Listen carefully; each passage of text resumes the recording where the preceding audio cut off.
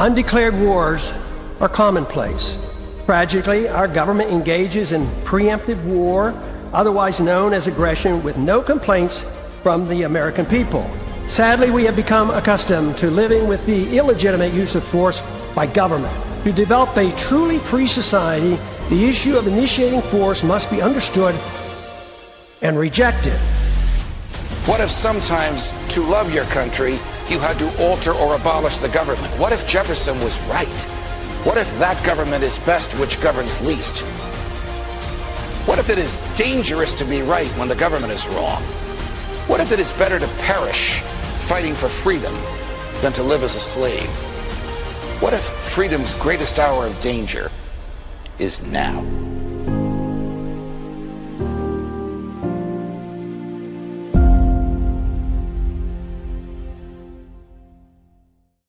Hi, everyone. Judge Andrew Napolitano here for Judging Freedom. Today is Monday, January 19th, 2026.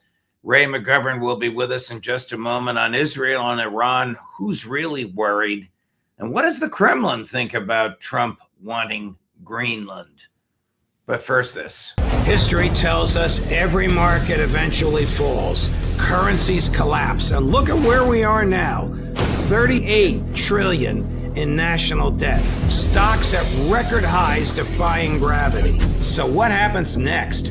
Groceries, gas, housing, everything's going up. And this dollar, it buys less every day. When the system breaks, your stocks won't save you and your dollars won't either. But one thing will: gold. I've said it on my show for years. Gold survives collapse. Central bankers know this and billionaires know it. That's why they're buying more. Is it too late to buy or is it just the right time? Call my friends at Lear Capital to find out. Ask questions. Get the free information. There's no pressure. And that's why I buy my gold and silver from Lear.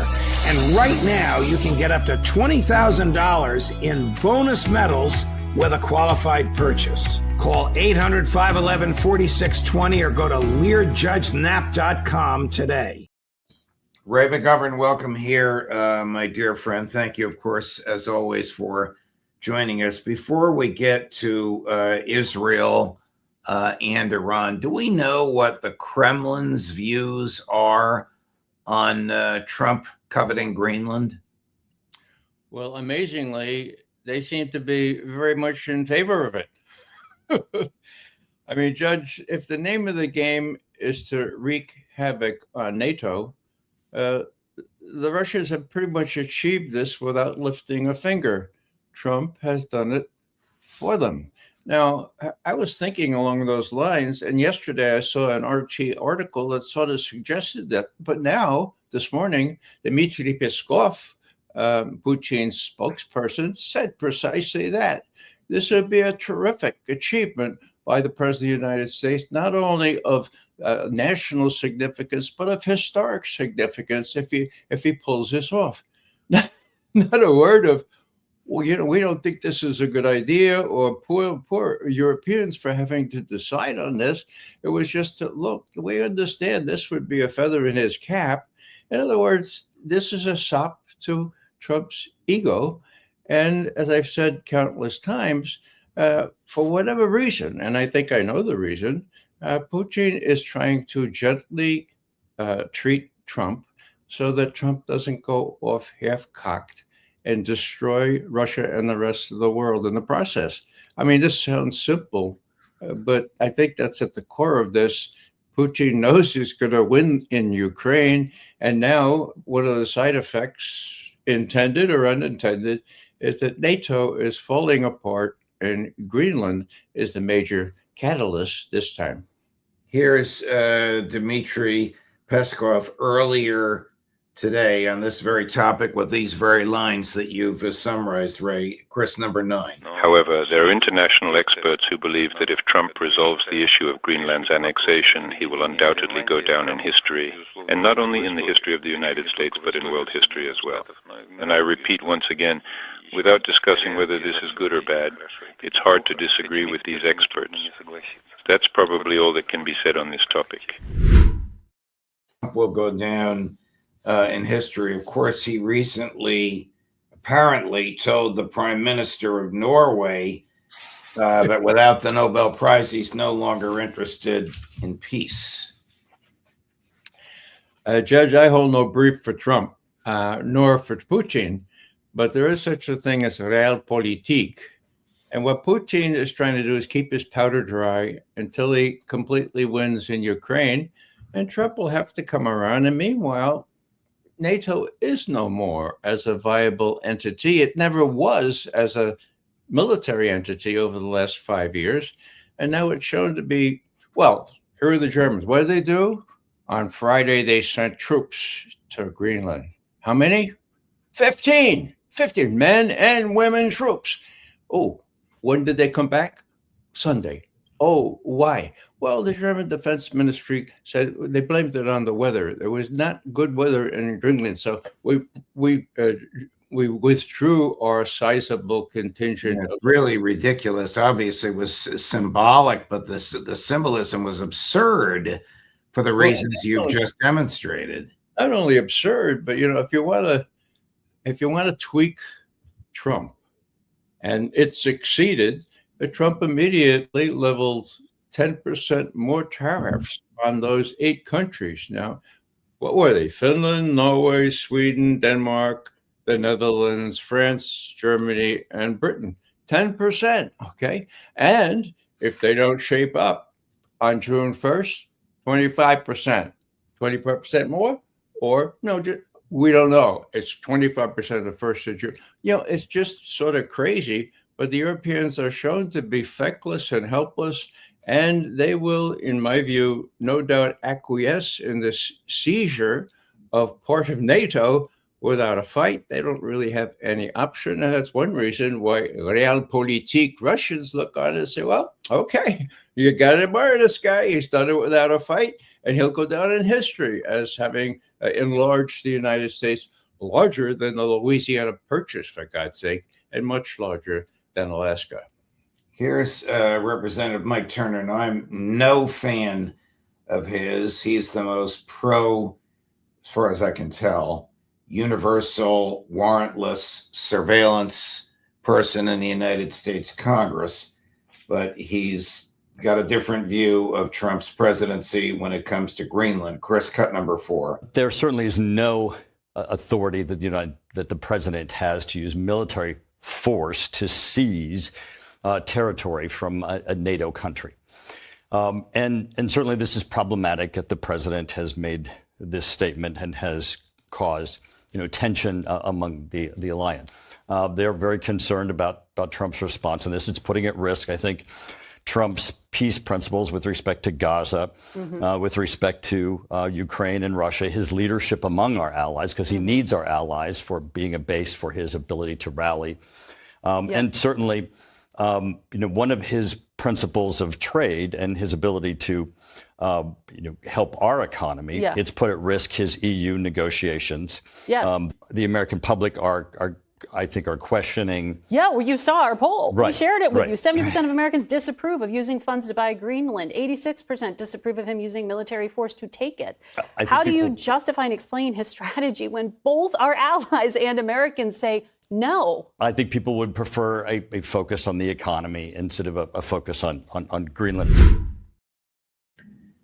Well, if Trump can acquire it without the funds or without the use of military force, just by the force of personality or tariffs, of course, the tariffs thing is really up in the air. The Supreme Court decision could come down any day as to whether he has the ability to impose these unilaterally. We'll see where it goes. President Putin made a very interesting statement. Actually, before we get to Putin, I want to talk to you about Iran. You and Ray and I talked about this. Excuse me, you're Ray. You and Larry and I talked about this on Friday at the Intelligence Community Roundtable. But how could the CIA and the Mossad have so bungled their efforts, pardon me, to reproduce the 1953 coup in Iran? Well, it's interesting you refer to 1953, for the same thing happened. The analysis division of Mossad and the analysis division of CIA were no doubt cut out of what to expect if they try to do this harebrained scheme against Iran yet again. Okay. Now we know there's a long tradition of this.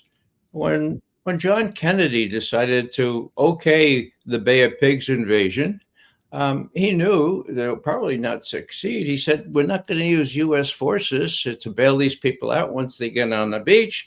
And then later he found out, because he put Arthur Schlesinger Jr. on the task, he said, look, I spent 2 months. Tell me what happened with this terrible intelligence. And the answer was, there was no intelligence from the analysts. It was all from the people that wanted to do this. Alan Dulles and all those guys that wanted to do this, and they had a stake, so they misled you, Mr. President. They misled you.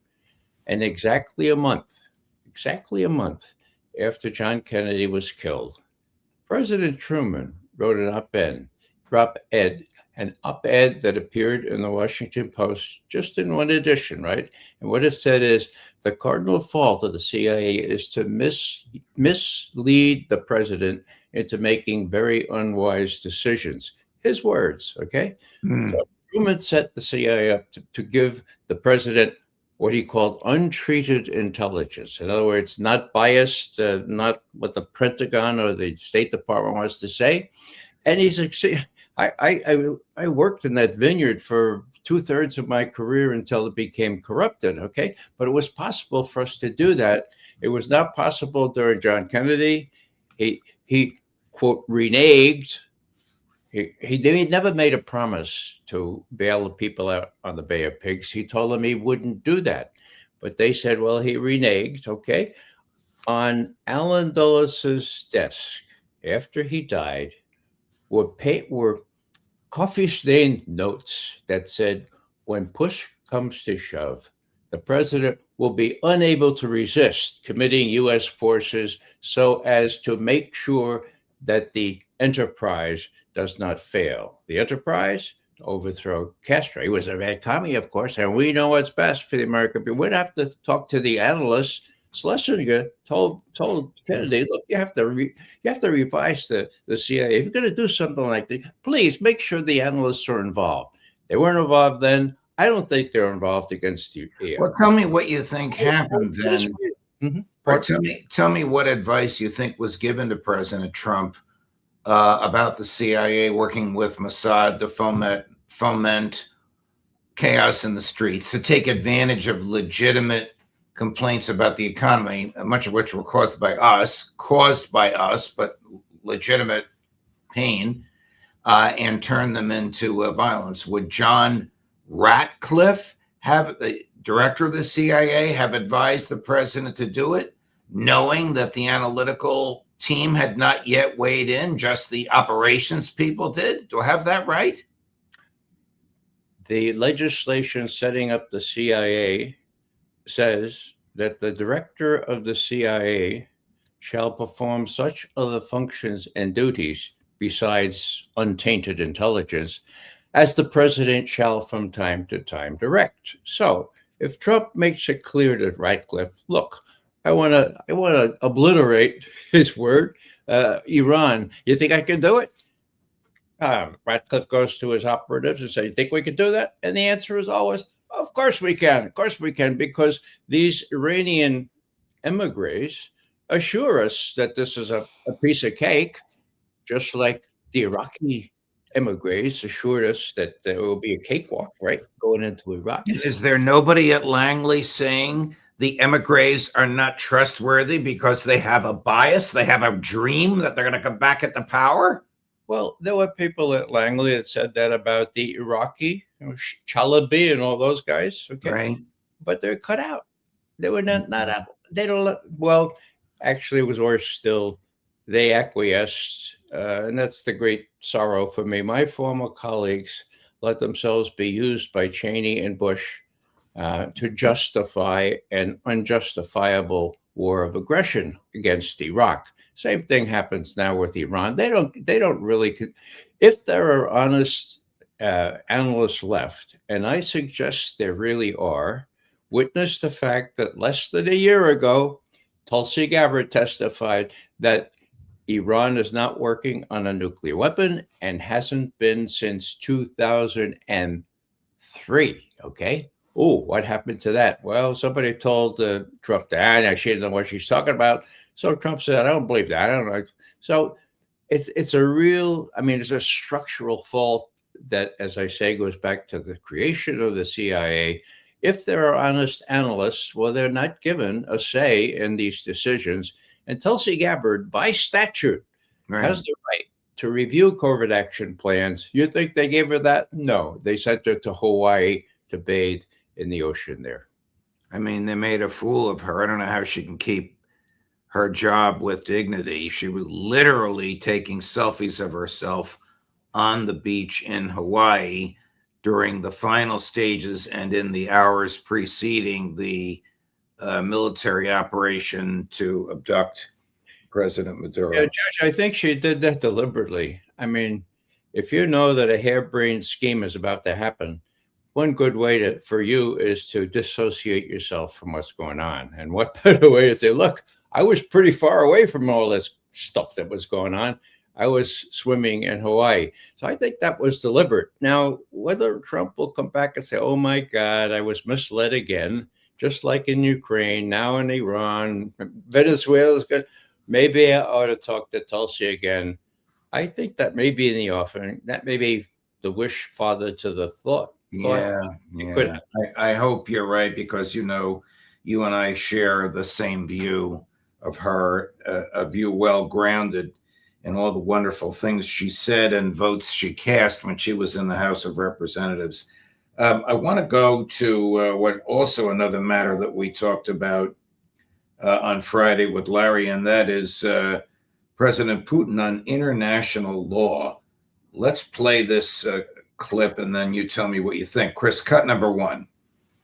80 years ago, our fathers and grandfathers, great-grandfathers, having won the Second World War, were able to unite, find a balance of interests, and agree on the fundamental rules and principles of international relations, and enshrine them in the UN Charter in all their totality, completeness, and interconnection.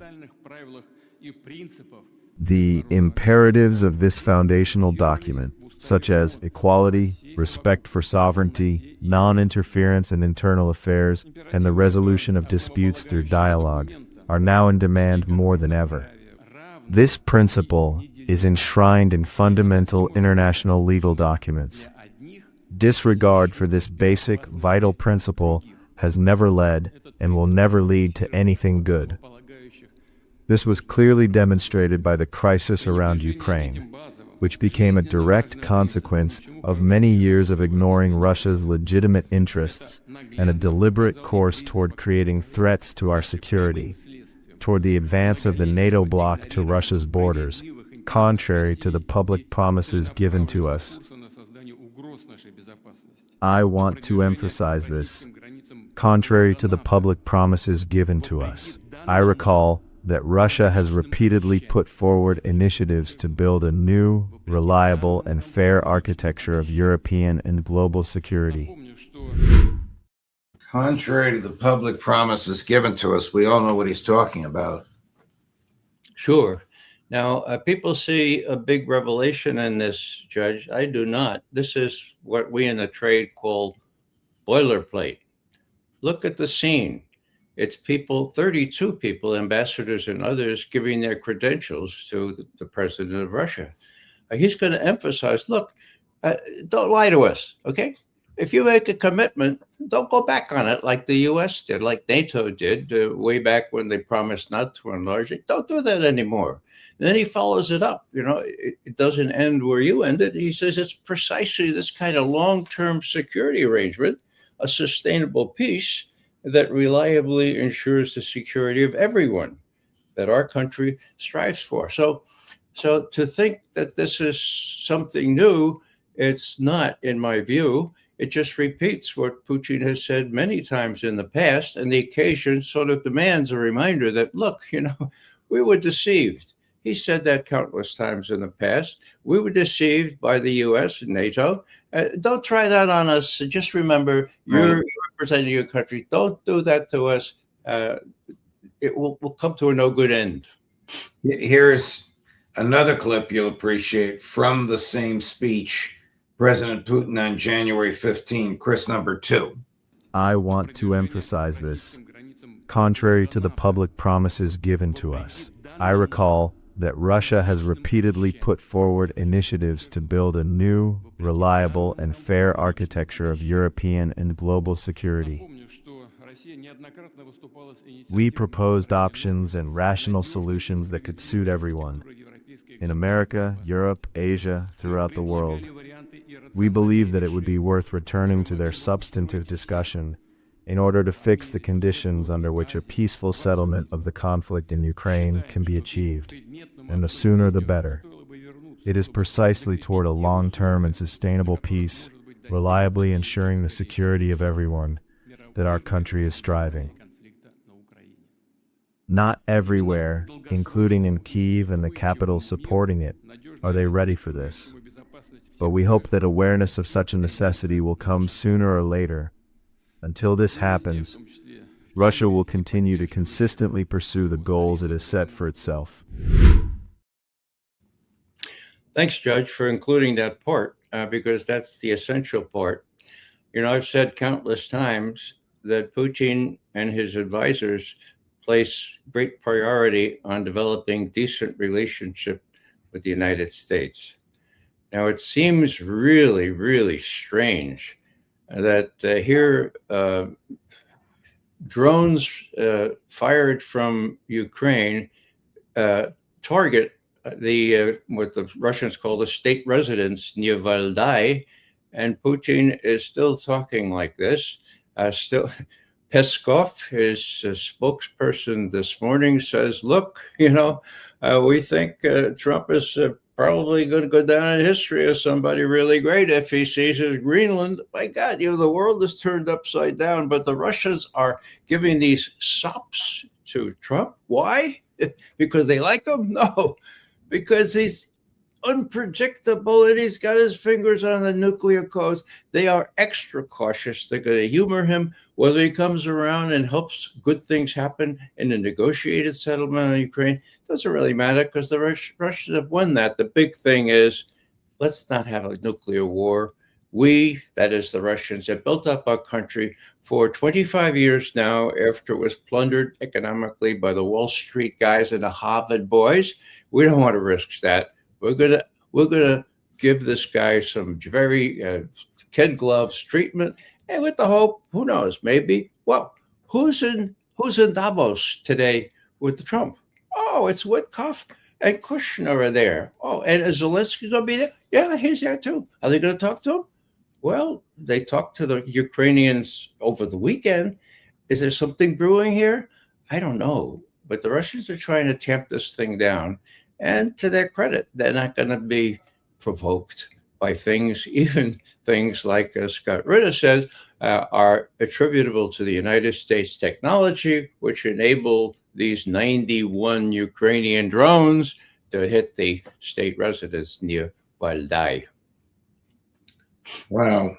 Last subject matter. Do you think that Netanyahu will change his mind and encourage Trump to attack Iran?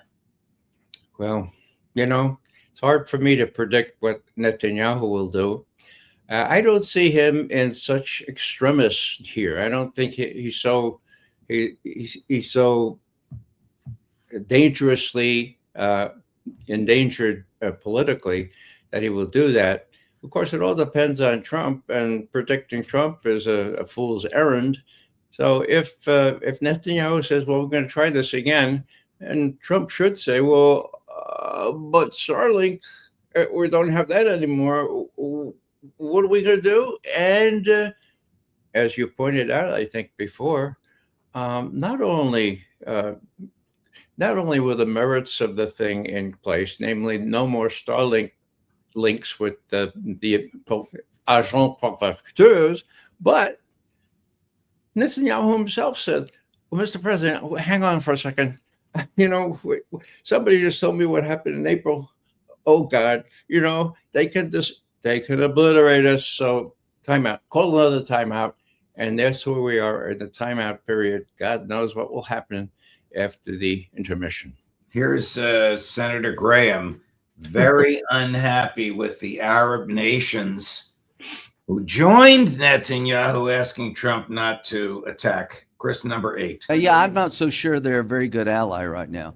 If the media reports are true, that the Arab countries intervened on behalf of Iran to stop decisive action that was promised, that if the Arab countries are okay with Iran's Ayatollah staying in power, and they feel like the slaughter of people we've encouraged to go out into the streets is not necessary to stop, then they're not a very good ally. I'm going to reevaluate my entire opinion of the Arab World Alliance. Wait a minute. Don't you think there's another way to No. remove the Ayatollah as you No.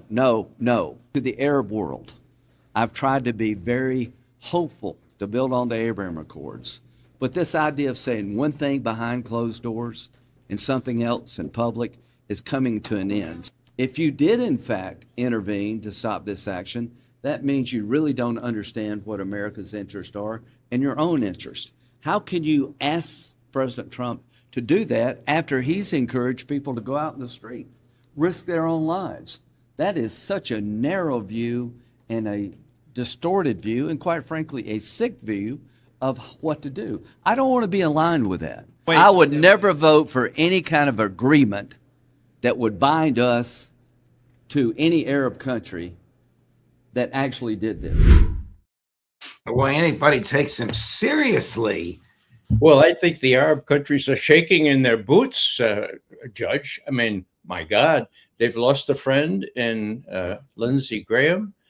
You know, this is really a good example of how delusionary, how narcissistic Graham has been, and to the degree that, you know, he talks to Trump after they putted on the 7th green, and Trump is fed this kind of stuff, you know, may play a role. Now, if Lindsey Graham is not going to support that kind of, well, good riddance. We don't know. We don't need that kind of support, and neither do the Gulf states, of course. The Gulf states have this huge investment here. Look at that big U.S. base in Qatar, for example. It's there because they want the U.S. in to defend them. And, you know, the Arabs are not going to listen to the likes of Lindsey Graham, except to deride him and say, oh, my God, I hope that Trump doesn't listen to him. Ray McGovern, thank you, my dear friend. Always a pleasure. And we'll look forward to seeing you at the end of the week with Larry for the roundtable, wrapping up what'll happen in the next 3 or 4 days. Thank you, Ray. All the best. Most welcome. Coming up at 11:30, Larry Johnson, and at 3 this afternoon, Scott Ritter. Judge Napolitano for Judging Freedom.